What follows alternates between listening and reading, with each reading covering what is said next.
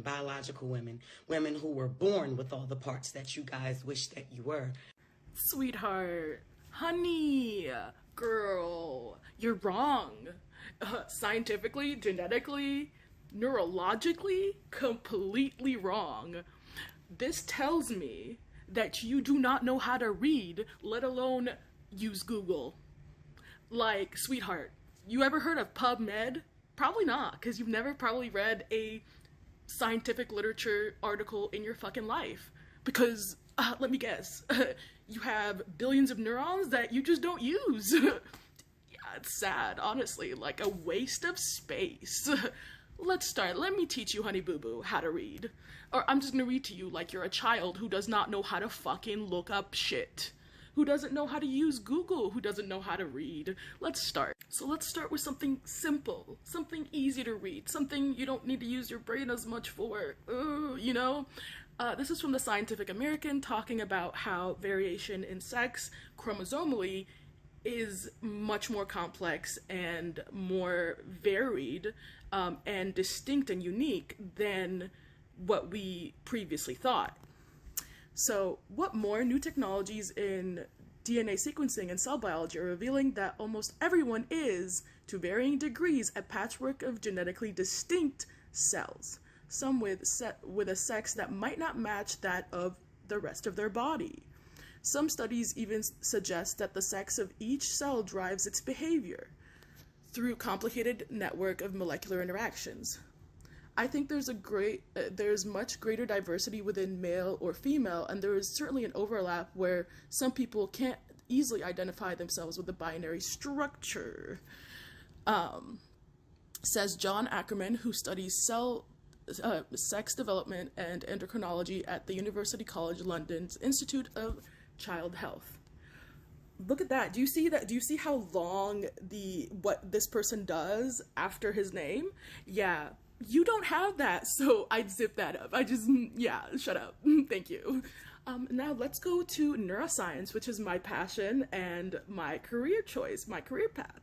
Let's go. So this study is very consistent with other studies that I've read through before talking to you about it. So let's start. The observed shift away from male typical brain anatomy towards female typical one in people who identify as transgender women suggests a possible underlying neuroanatomical correlation for a female gender identity. That is, all transgender women included in this study, were confirmed to be genetic males who had not gone under any gender-affirming hormone therapy.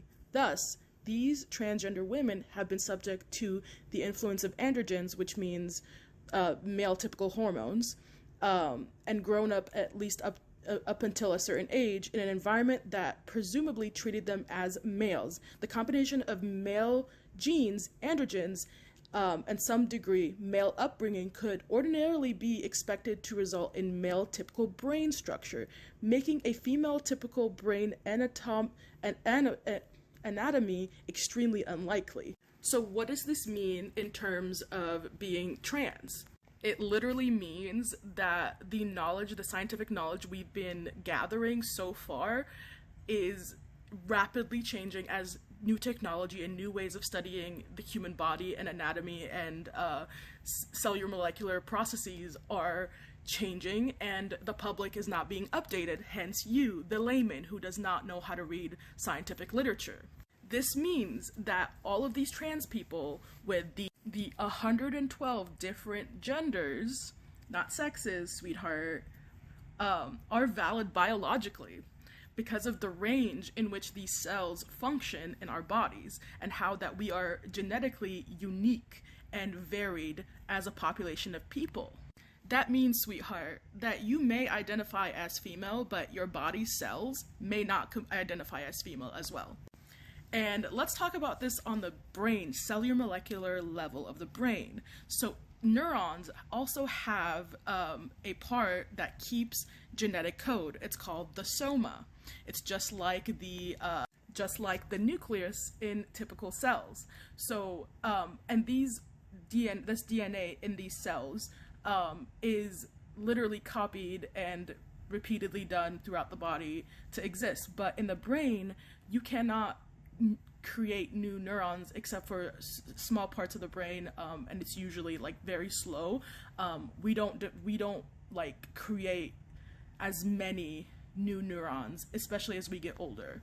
But if you are listening to what that geneticist said, if there are literally cell nucleus in your brain that literally is not female, if you are a female, assigned female at birth, that means you may not, if you have more of those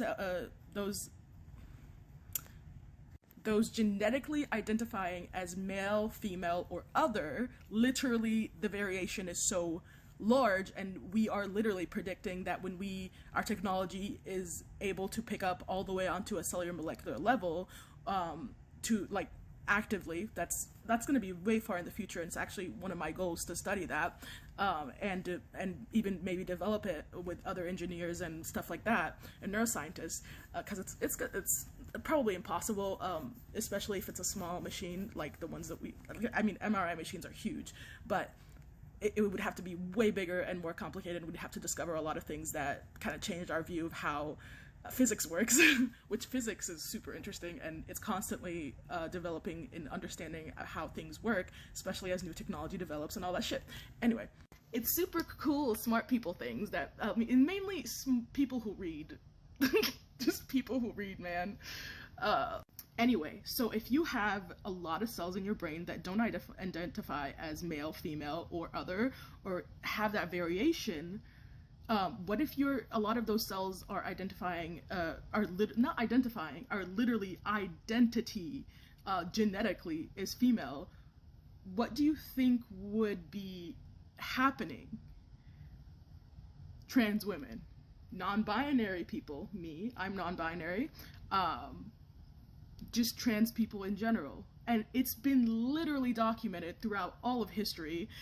So many different types of tribes and groups of people and civilizations that accepted trans people as trans people, and even viewed them as spiritual beings that are unique, and even all the way to healers and all that stuff. Like, do you understand how dumb you sound? Like, I get it, like, women, people who are femme presenting, are, abused and hurt and just dealt with in this society, especially American society, really badly. That's not because of your genetics, sweetheart. That's not because of your genetics. It's literally how you present yourself to the public. I swear, if I want you to dress like a man, like completely dress like a man, like no makeup, talk in a deep voice, whatever, you can literally pass as a man. Like, it's literally just a fucking social problem rather than a genetic problem, okay? It is literally scientifically, you are fucking wrong. Like, you understand that this is a social problem. It's not a physical, biological problem.